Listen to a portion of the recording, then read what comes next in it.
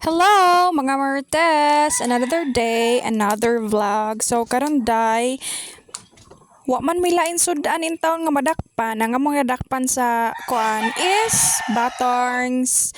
So mo na siya day. Ako na siyang untang kutsilyohon paghiwa pero kapoy man. Nya dugay po mahuman. So pag humag putol-putol sa batong, ato na po nang isunod ang okra. So mo na siya day no healthy. Char. Bitaw panalagsa pangaon pud mo kuan oy utan aron di na mag-uga yung utok. So mo na siya dato naghihiwa.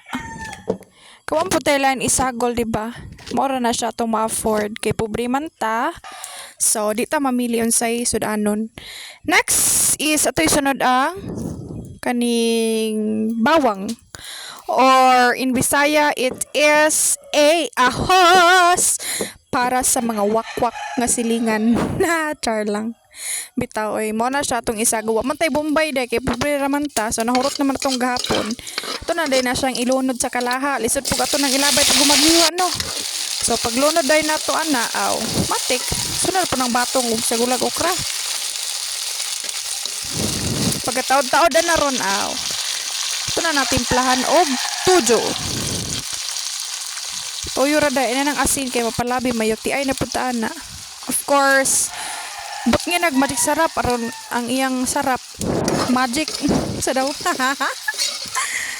So, wala siya. Kaya lisod po, dugi mo na pasagdaan mapagod.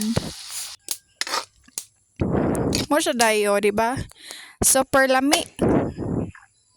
And then pachoy-choy na punta sa tong kanon dira purag karinderya ba nya.